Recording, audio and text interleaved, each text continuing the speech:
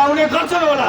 तर म भन्न चाहन्छु त्यो दुईटै धार्मिक व्यक्ति दोषी हुन्। त्यो दोषीलाई कारबाही गर्नुपर्छ, न कि कुनै धार्मिक स्थलमा मन्दिर मस्जिद चर्च गुम्बामा गर्नुपर्छ। हामी नेपालमा वर्षौंदेखि मिलेर बस्दै आएका छौँ र आगामी दिनमा राष्ट्रको लागि लड्ने पनि छौँ। व्यक्तिगत विचार छ, व्यक्तिगत रिलेसन छ। पूर्वको घटना बुझ्दाखेरि यो एउटा टिकटक होइन सामाजिक सञ्जालबाट उत्पन्न भएको घटना हो। ठिक छ, यो सामाजिक सञ्जालबाट उत्पन्न भएको घटना हो। आपसी मतभेद जो पनि हुन सक्छ होइन। हामी सामाजिक सञ्जालमा के हेर्न सक्छ भने विभिन्न मान्छेहरू एकअर्काले च्यालेन्ज गर्ने, यो ठाउँमा आओ हम तुमको दिखा देंगे, यो ठाउँमा आओ हम तुमको दिखा देंगे। ठिक छ होइन, च्यालेन्ज हुन सक्छ, जो कोहीले पनि गर्न पाउँछ होइन। अब उनीहरूले न्याय प्रशासन कानुन बुझ्दैन भने च्यालेन्ज गरौँ, जेसुकै गरौँ, मतलब छैन। तर झगडा भइसकेपछि व्यक्तिगत होइन एउटा ठाउँमा आएर निष्कर्ष निकाल्नुपर्छ। प्रशासन छ हामीसँग होइन, न्यायालय छ, अदालत छ।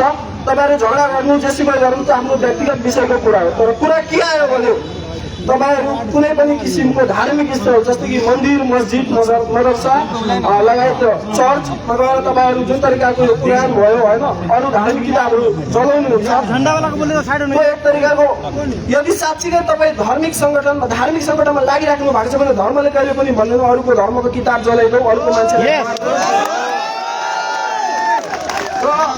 हामी आफ्नो म वैदिक सनातन हिन्दू धर्मको अन्यायी हो।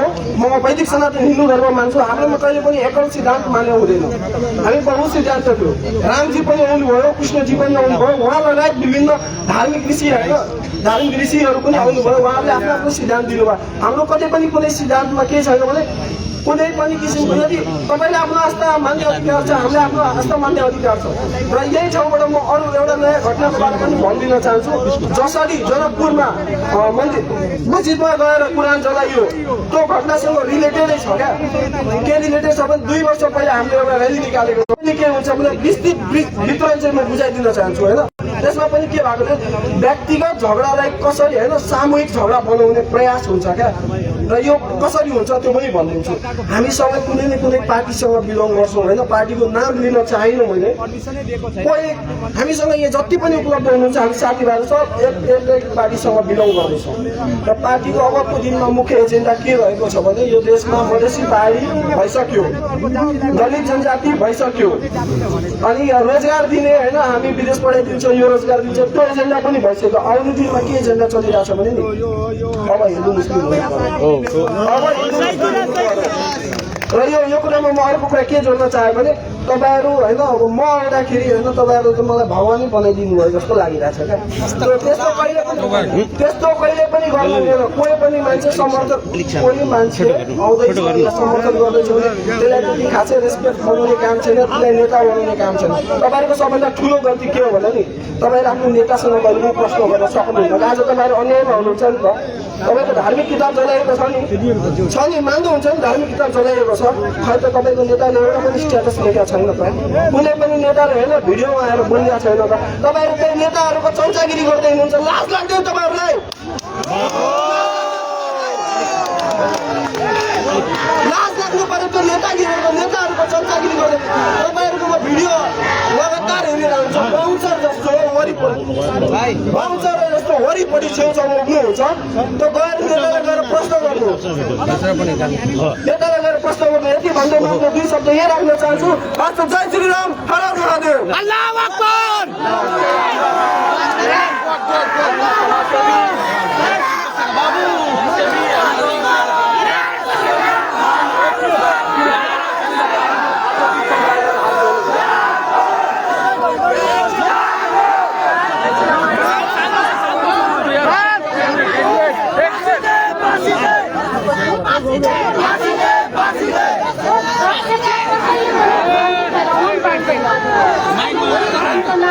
माइक बिग्रियो माइक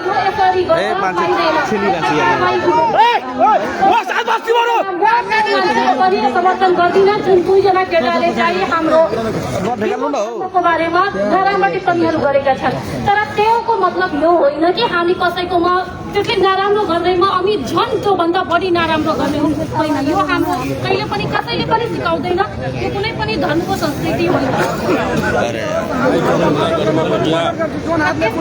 म विरोध गर्दछु।